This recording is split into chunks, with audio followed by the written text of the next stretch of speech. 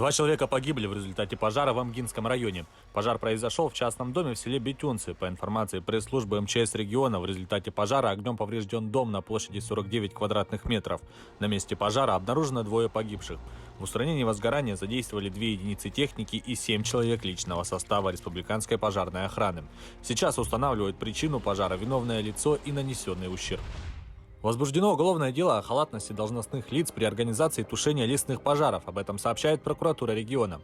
По имеющейся информации, халатность привела к уничтожению более 700 тонн сена в Амгинском районе. Нанесенный ущерб оценивается в сумму около 4,5 миллионов рублей. По данным прокуратуры, в сентябре в районе зарегистрировали лесные пожары на территории нескольких наслегов. Уполномоченными должностными лицами было принято преждевременное решение о закрытии пожароопасного сезона.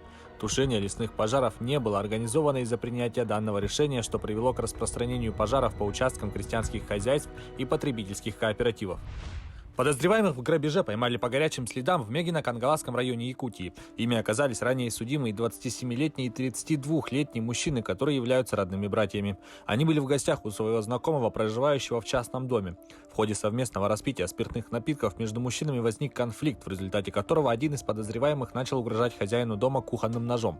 Затем злоумышленники украли телевизор и сбежали. Похищенный телевизор изъят. В ближайшее время он будет возвращен потерпевшему, а в отношении братьев возбуждены уголовные дела по статье «Грабеж» и угроза убийством или причинением тяжкого вреда здоровью.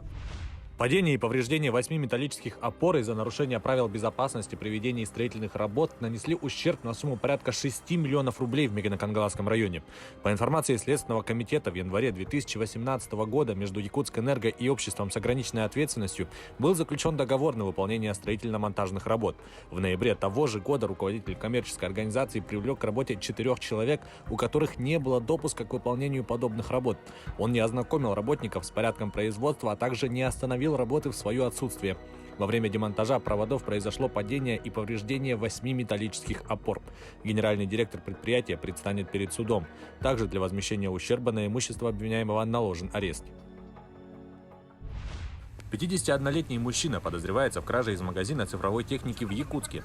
Подозреваемый под видом покупателя зашел в торговую точку. Когда продавец отвлекся, злоумышленник похитил из торгового зала электролобзик и сбежал. Заметив кражу товара, сотрудники магазина сразу обратились в полицию. Подозреваемого быстро установили, но похищенное имущество мужчина успел продать неизвестному. По его словам, вырученные деньги он потратил на алкоголь. В его отношении возбуждено уголовное дело, ему грозит до 2 лет лишения свободы. Полицейскими раскрыта кража денег с банковской карты. Подозреваемым оказался безработный 27-летний ранее неоднократно судимый уроженец Усть-Алданского района. Как оказалось, потерпевший познакомился с подозреваемым на улице, и мужчины выпили. Между ними произошла ссора, в ходе которой у потерпевшего выпал телефон, чего он не заметил. Это увидел подозреваемый, поднял смартфон и с помощью услуги «Мобильный банк» перевел себе деньги своего нового знакомого. За кражу мужчине грозит до 6 лет в тюрьме.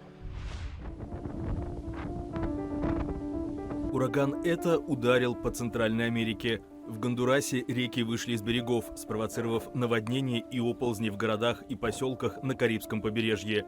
Местные СМИ сообщили о гибели 13-летней девочки, которая осталась в доме, когда на него сошла грязевая масса. Сильно пострадали дома, стоящие на реке Лансетилья. Их обитатели потеряли почти все свои пожитки, хотя им удалось спасти пару матрасов. Несмотря на понимание, что это только начало, жильцы не хотят уезжать, опасаясь, что немногие сохраненные вещи будут украдены.